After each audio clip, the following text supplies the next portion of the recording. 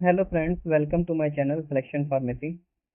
हमारी ये जो फार्मासिस्ट एमसीक्यू सीरीज चलाई थी हमने अपने चैनल के ऊपर, आज मैं उसके लिए नेक्स्ट 10 क्वेश्चन लेके आया हूँ आपके विद एक्सप्लेनेशन के साथ, जो कि एग्जाम पॉइंट ऑफ व्यू से मोस्ट इंपॉर्टेंट है।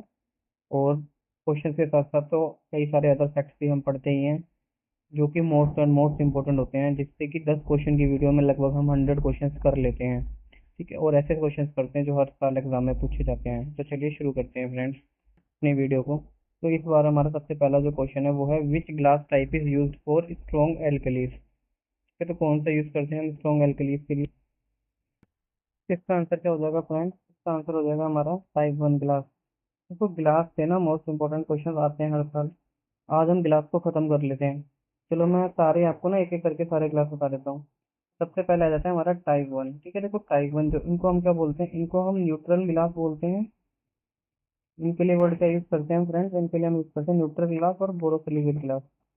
बोरोसिलिकेट गिलास, बोरोसिलिकेट गिलास। ठीक है, टाइप 1 ग्लास को हम न्यूट्रल और बोरोसिलिकेट गिलास बोलते हैं। क्यों? क्योंकि अगर हम बोरोसिलिकेट गिलास बोलते हैं तो जाहिर सी बात है, तो ये कंपोजिशन की अगर मैं बात करूँ ना, इसकी कंपोजिशन की, देखो फ्रेंड, कि इसमें हमारा होता है बोरोन ऑक्साइड से मिलकर बने होते हैं। बोरोन ऑक्साइड्स होते हैं, तभी तो बोरोसिलिकेट बोल रहे हैं, नाम में ही आ रहा है ना borosilicate. Boron oxide plus silicate. देखो गिलास अगर होगा ना, गिलास जब भी वर्ड यूज करते हैं ना, तो वो सिलिकेट तो उसके अंदर होगा ही होगा, तो इसकी कंपोजिशन होगी हमारी बोरोन ऑक्साइड प्लस सिलिकेट। अब देखो, इससे जो इम्पोर्टेंट जो क्वेश्चन आता है, एक तो ये होगी कंपोजिशन। इससे जो इम्पोर्टेंट क्वेश्चन आता है सबसे पहले, कि जितने भी सारे के सारे हमारे पेरेंट्रल हैं, इसका यूज क्या है? अगर मैं यूज की बताऊं तो ऑल पेरेंट्रल्स के लिए से हम यूज करते हैं। ऑल पेरेंट्रल्स के लिए से हम यूज करते हैं, कोई भी पेरेंट्रल है उसके लिए हम बोरोसिलिकेट ग्लास यूज करेंगे। और इनकी ना हाइड्रोलिटिक रेजिस्टेंस बहुत हाई होता है, high hydrolytic high hydrolytic resistance होता है इनमें। ठीक है फ्रेंड्स, हाई हाइड्रोलिटिक रेजिस्टेंस होता है। और मोस्ट कॉमनली हम किसके लिए यूज करते हैं? देखो, मोस्ट कॉमनली हमारे जो ये यूज किए जाते हैं ना, ये मोस्ट कॉमनली हम यूज करते हैं वायल्स और एम्प्यूल्स के लिए। Vials and vials and ampoules के लिए। ठीक है, अब आ जाते हैं हमारे नेक्स्ट। कौन सा हमारा नेक्स्ट है? टाइप 2। देखो, टाइप 2 और टाइप 3 में दोनों सकते बताऊंगा आपको, ताकि अच्छे से समझ में आए। टाइप 2 और टाइप 3। टाइप 2 और टाइप, देखो टाइप 2 जो हमारा होता है ना, जो टाइप 2, इसे बोलते हैं हम ट्रीटेड सोडा लाइन गिलास। ये होता है आपका ट्रीटेड ट्रीटेड सोडा लाइन गिलास, ट्रीटेड सोडा लाइन गिलास। और ये क्या होता है टाइप 3? ये होता है ओनली आपका सोडा लाइन गिलास। ये होता है आपका सोडा लाइन गिलास। वो होता है ट्रीटेड सोडा लाइन गिलास, और ये होता है सोडा लाइन गिलास। एक्चुअली में देखो, जैसे हमने देखा ना बोरोसिलिकेट गिलास, उसमें क्या था? बोरोन ऑक्साइड प्लस सिलिकेट से क्योंकि गिलास है। इसमें क्या सोडा लाइम होता है, देखो गिलास है, गिलास आ रहा था इसके अंदर। अगर मैं इसकी कंपोजिशन की बात करूँ, दोनों की सिलिकेट तो होंगे ही होंगे इसमें, क्योंकि ये गिलास है, तो गिलास हमारे सिलिकेट से मिलकर बने होते हैं।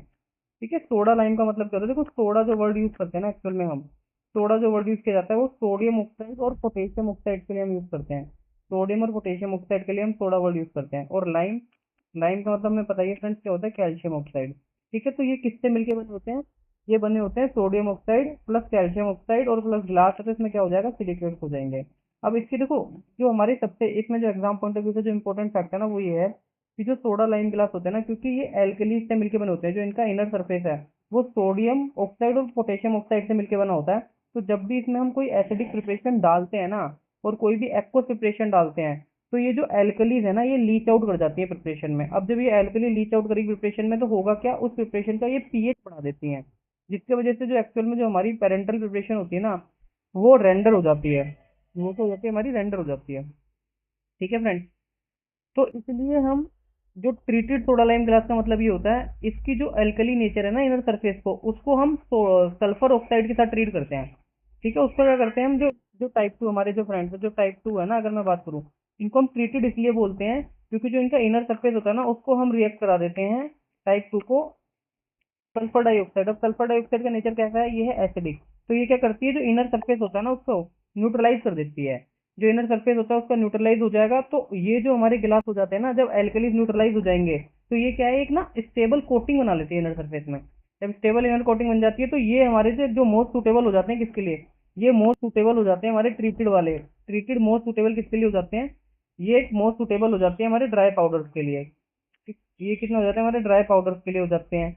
अब इसमें हम एसिडिक प्रिपरेशन भी डाल सकते हैं, क्योंकि हमने इनका जो एल्कली नेचर है ना उसको न्यूट्रलाइज कर दिया। अब स्टेबल हमारी कोटिंग बन गई है एयर सरफेस में, तो ये एसिडिक प्रिपरेशन के लिए सूटेबल होते हैं। प्लस ये एक्वस प्रिपरेशन के लिए भी सूटेबल होते हैं ना, aqueous preparation, aqueous preparation, aqueous preparation के लिए भी सूटेबल होते हैं। इसीलिए देखो ये इंपॉर्टेंट क्वेश्चन है, क्योंकि ये पूछता है एग्जाम में कि एसिडिक और एक्वस प्रिपरेशन के लिए जो मोस्ट सूटेबल जो मोस्ट सुटेबल गिलास का टाइप है वो कौन सा है। तो इसमें एक तो देखो बोरोसिलिकेट गिलास, तो जो फर्स्ट हमारे टाइप न्यूट्रल ग्लास होता है वो तो सभी के लिए होते हैं, लेकिन जो एसिडिक और जो एक्वस और जो ड्राई हमारे पाउडर्स होते हैं ना, उनके लिए जो मोस्ट सुटेबल ग्लास होता है वो होता है टाइप 2, क्योंकि इसे ट्रीटेड सोडा लाइम ग्लास इसीलिए बोलते हैं क्योंकि हम इसे न्यूट्रलाइज कर देते हैं सल्फर डाइऑक्साइड गैस के साथ, ठीक है। और अगर मैं बोलूँ देखो टाइप 3, अब इसी पे आ जाता है टाइप 3 पे। टाइप थ्री को हम ओनली क्या बोलते हैं, टाइप 2 को बोला ट्रीटेड सोडा लाइम ग्लास, इसको हमने बोला ओनली सोडा लाइम ग्लास।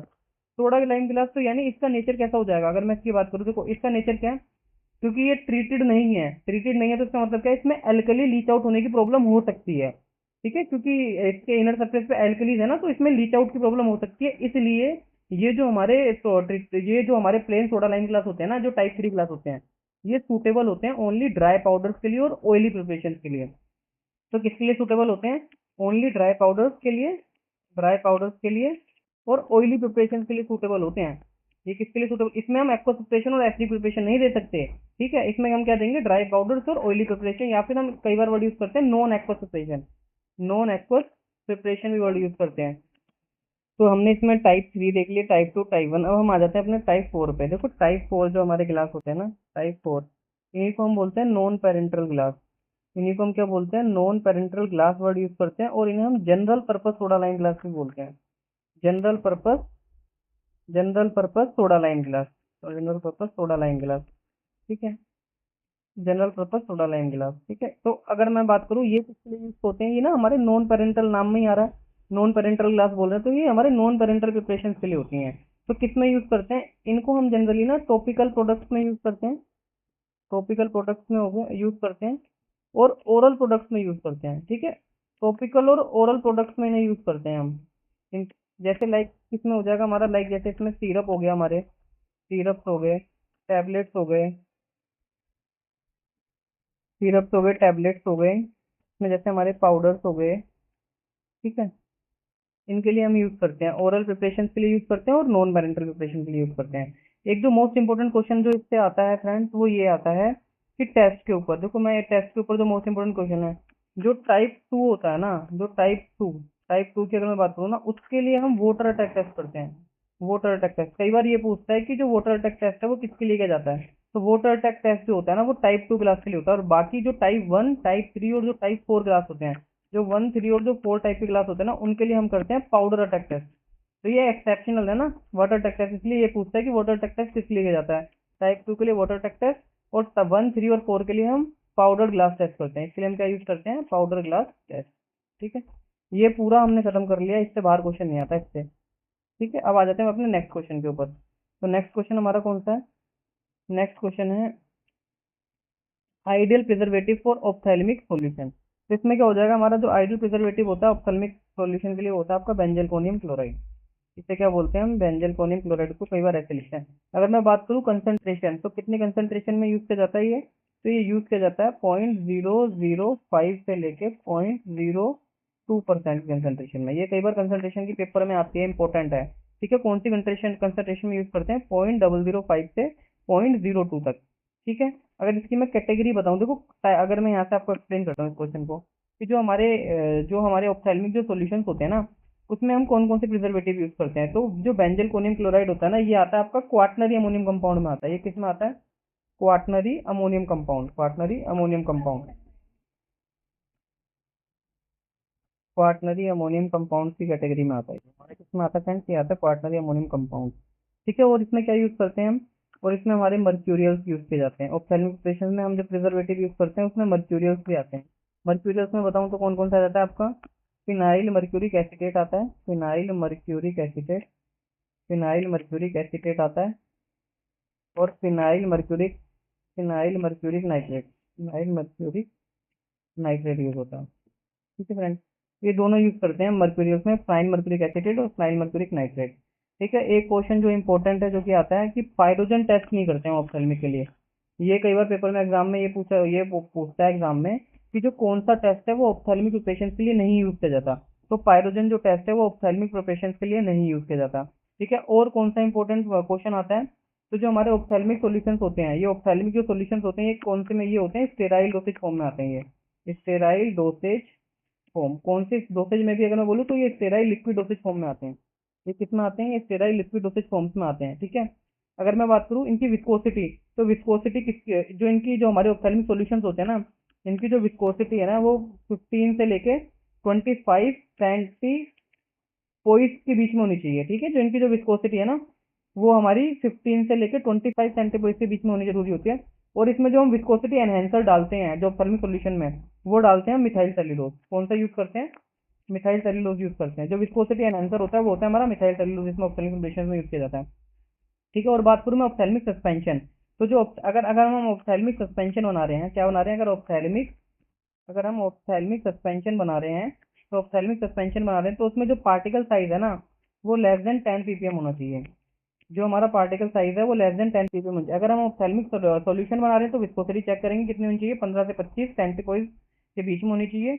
और अगर हम सस्पेंशन बना रहे हैं ऑप्थेल्मिक, तो उसका जो पार्टिकल साइज है वो 10 ppm से कम होना चाहिए। ठीक है, ये इंपॉर्टेंट है। ये जो हमारी चीजें हैं ये इंपॉर्टेंट है। ठीक है, अब आ जाते हैं हम नेक्स्ट अपने क्वेश्चन के ऊपर। हमारा नेक्स्ट क्वेश्चन कौन सा है, नेक्स्ट क्वेश्चन है एग्जांपल ऑफ लाइफलाइजेशन। ठीक है, लाइफलाइजेशन का एग्जांपल कौन सा होता है, ये आती है हमारी फ्रीज ड्राइंग।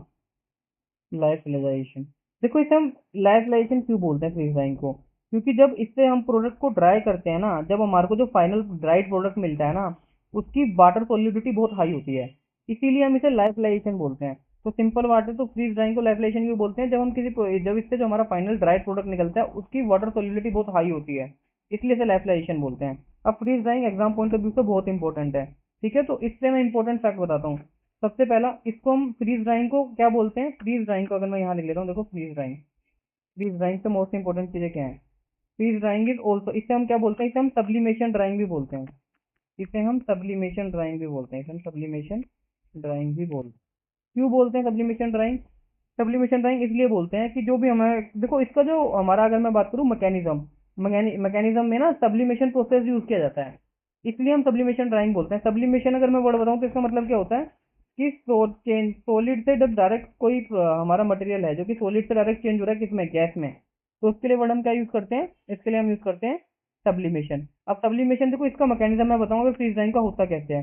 तो सबसे पहले क्या, जिस भी मटेरियल को हमारे को क्या करना है, जिस भी मटेरियल को हमें ड्राई करना है उसको क्या करते हैं, सबसे पहले हम फ्रीज कर लेते हैं। सबसे पहले क्या कर लेते हैं हम, मटेरियल को फ्रीज कर लेते हैं। फिर उसके बाद सेकंड प्रोसेस क्या होता है, हम प्रेशर को डिक्रीज कर देते हैं, डिक्रीज कर देते हैं प्रेशर को। प्रेशर को डिक्रीज करने के बाद हम क्या करते हैं, तीसरा स्टेप जो इसमें होता है हमारा, फिर इसमें हम क्या करते हैं, हीट प्रोवाइड करते हैं।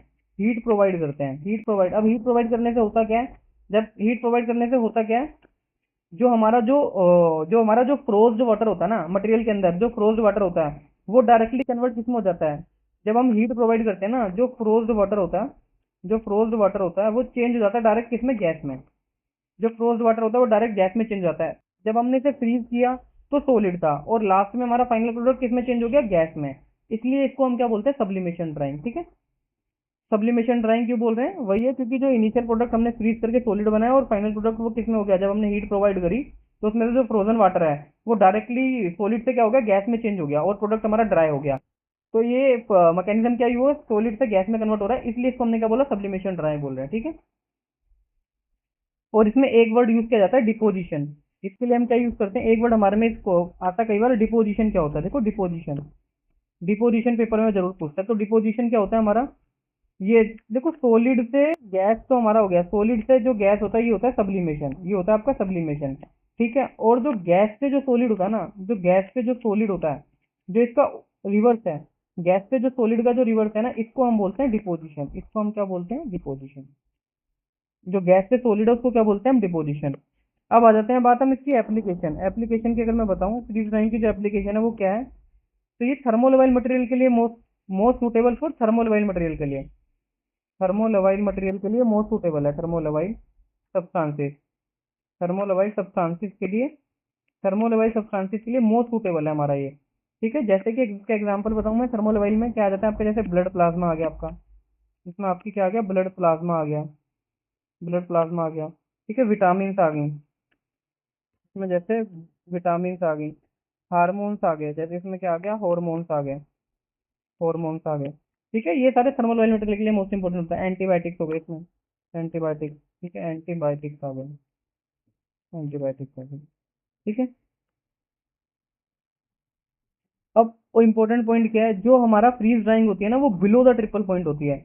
इंपॉर्टेंट पॉइंट की अगर मैं बात करूँ इसमें, देखो इंपॉर्टेंट पॉइंट पहला क्या है, फ्रीज ड्राइंग जो होती है हमारी, फ्रीज ड्राइंग क्या होती है, ये कई बार पूछता है, ये क्वेश्चन पूछता है कि जो फ्रीज ड्राइंग होती है ना, वो at below the boiling point, at below the triple point होती है, या एट ट्रिपल पॉइंट होती है, या अब ट्रिपल पॉइंट होती है। तो ये क्या होती है, ये बिलो ट्रिपल पॉइंट होती है। ये क्या होती है, below triple point. Important question है, बिलो ट्रिपल पॉइंट होती है। ठीक है, below triple point. Triple point क्या होता है कि ऐसा पॉइंट जिसपे कोई भी मटेरियल जो है वो लिक्विड, गैस और सॉलिड तीनों में एग्जिस्ट करता है। ठीक है, लिक्विड, सॉलिड और गैस तीनों में को एग्जिस्ट कर रहा है ऐसा पॉइंट, उसको हम बोलते हैं ट्रिपल पॉइंट। ठीक है,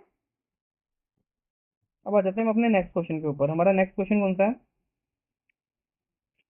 नेक्स्ट क्वेश्चन है हमारा half life of a zero order reaction. देखो हाफ लाइफ क्या होती है हमारी, इसका आंसर हो जाएगा हाफ लाइफ इस पे डिपेंड करती है ऑन कंसंट्रेशन। इसका आंसर क्या हो जाएगा, डिपेंडेंट ऑन कंसंट्रेशन। इंडिपेंडेंट क्या होती है, इंडिपेंडेंट होती है हमारी first order, first order. First order reaction क्या होता है हमारा, जो फर्स्ट ऑर्डर रिएक्शन होता है वो इंडिपेंडेंट ऑफ कंसंट्रेशन होता है। ठीक है, आ जाते हैं हम, देखो जो जीरो ऑर्डर में समझाता हूँ आपको, जो इंपॉर्टेंट क्वेश्चन आते हैं जीरो ऑर्डर से। जीरो ऑर्डर की अगर मैं बात करूँ, देखो जीरो ऑर्डर, जीरो ऑर्डर और फर्स्ट ऑर्डर में डिफरेंस क्या है, मैं आपको अच्छे से समझाता हूँ।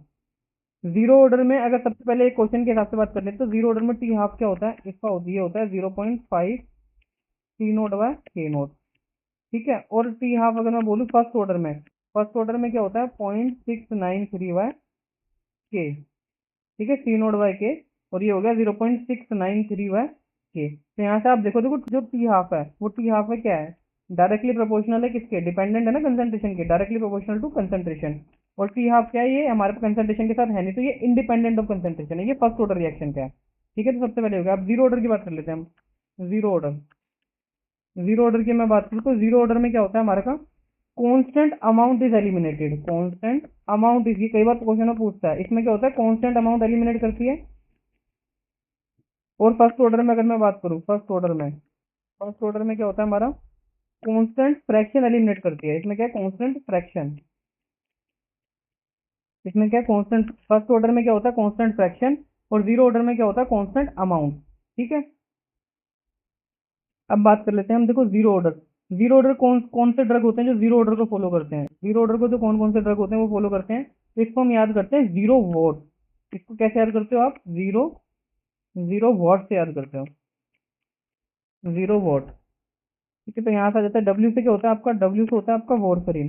कई बार एग्जाम में ये पूछता है ना जो कौन सा ड्रग है वो जीरो ऑर्डर को फॉलो करता है। एच से क्या हो जाता है, हिपेरिन।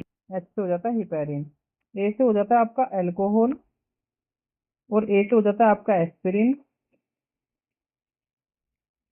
एस्पिरिन, और टी से हो जाता है आपका टोल ब्यूटामाइड, टोल ब्यूटामाइड, और टी से हो जाता है आपका थियोफाइलिन, थियोफाइलिन। तो ये ड्रग हैं जो जीरो ऑर्डर को फॉलो करते हैं। एग्जाम में कई बार ऑप्शन देता है कि बोलता है कि इनमें से कौन सा ड्रग है जो जीरो ऑर्डर को फॉलो करता है। ठीक है, तो आप कैसे याद करोगे, जीरो वॉट से, warfarin, heparin, alcohol, aspirin, theophylline और टोलब्यूटामाइड। ठीक है, हम आ जाते हैं अपने नेक्स्ट क्वेश्चन के ऊपर। देखिए, which is a non reducing sugar. देखो रिड्यूसिंग शुगर और नॉन रिड्यूसिंग शुगर की पहले बात कर लेते हैं। इसका आंसर हो जाएगा हमारा, नॉन रिड्यूसिंग शुगर कौन सी है, ये होती है आपकी सुक्रोज होती है। इसको हम केन शुगर भी बोलते हैं, इसको हम क्या बोलते हैं, इसको हम केन शुगर भी बोलते हैं, और इसी को हम क्या बोलते हैं, इसी को हम इनवर्ट शुगर भी बोलते हैं, इनवर्ट शुगर भी बोलते हैं। इनवर्ट शुगर और केन शुगर दोनों बोलते हैं। ठीक है, अब आ जाते हैं इंपॉर्टेंट, देखो रिड्यूसिंग और नॉन रिड्यूसिंग शुगर की बात कर लेते हैं। रिड्यूसिंग और नॉन रिड्यूसिंग, रिड्यूसिंग शुगर कौन सी होती है, रिड्यूसिंग शुगर, रिड्यूसिंग पढ़ लेते हैं। नॉन रिड्यूसिंग क्या है, बिल्कुल इसकी ऑपोजिट होती है। रिड्यूसिंग शुगर कौन सी है, पहला पॉइंट क्या है, जो कंटेन्स, ऐसी शुगर जो कंटेन्स फ्री एल्डिहाइड और कीटोन ग्रुप, फ्री एल्डिहाइड और कीटोन ग्रुप, फ्री एल्डिहाइड और कीटोन ग्रुप, फ्री एल्डिहाइड और कीटोन ग्रुप। ठीक है, तो ऐसी शुगर है ना जो फ्री एल्डिहाइड और कीटोन ग्रुप को कंटेन करती हैं, डेट आर रिड्यूसिंग शुगर। ठीक है, दूसरी स्टेटमेंट कई बार हम ये भी लिखते हैं, दूसरा क्या लिखते हैं, which can reduce, which can reduce Tollens agent, which can reduce, which can reduce Tollens agent, Tollens, Fehling, Fehling और बेनेडिक्ट, और बेनेडिक्ट। और बेनेडिक्ट सॉल्यूशन, ठीक है, जो कि रिड्यूस कर सकते हैं टोलेंस रिएजेंट को, फेलिंग सॉल्यूशन को और बेनेडिक्ट सॉल्यूशन को, उनको भी हम क्या बोलते हैं, रिड्यूसिंग शुगर। इसके एग्जांपल बताऊं तो इसमें क्या आ जाते हैं आपके, ग्लूकोज, ग्लूकोज फ्रक्टोज हो गया, ग्लूकोज हो गया, फ्रक्टोज हो गया, लैक्टोज हो गया, लैक्टोज हो गया, माल्टोज हो गया, माल्टोज हो गया, ठीक है। ये सारे एग्जांपल किसके हैं, ये सारे एग्जांपल है रिड्यूसिंग शुगर के। नॉन रिड्यूसिंग शुगर ठीक इसके ऑपोजिट हो जाएंगी, क्या, जो कि फ्री एल्डिहाइड और कीटोन ग्रुप नहीं रखती, ठीक है, जो कि रिड्यूस नहीं कर सकती टोलेंस रीजन को, फॉलिंग सोल्यूशन को और बेनेडिक्ट सोल्यूशन को, ठीक है, वो सारे नॉन रिड्यूसिंग। उसमें एग्जांपल क्या है, नॉन रिड्यूसिंग शुगर में हमारा एग्जांपल क्या हो जाता है, इसमें आ जाता है आपका सुक्रोज, इसमें एग्जांपल आ जाता है आपका सुक्रोज और 3 हेलोज। अब देखो पहले सुक्रोज देता था, अब 3 हेलोज देता है, तो आपको पता होना चाहिए नॉन रिड्यूसिंग शुगर में सुक्रोज और 3 हेलोज दोनों होते हैं, ठीक है, सुक्रोज और 3 हेलोज, इसको हम क्या लिखते हैं, ये होता है 3 हेलोज, ये दोनों नॉन रिड्यूसिंग शुगर में आते हैं। अब आ जाते हैं हम अपने नेक्स्ट क्वेश्चन के ऊपर, ठीक है। Next question, primary metabolite of ethanol क्या होता है, ये होता है आपका एसिटल एल्डिहाइड, एसिटल एल्डिहाइड।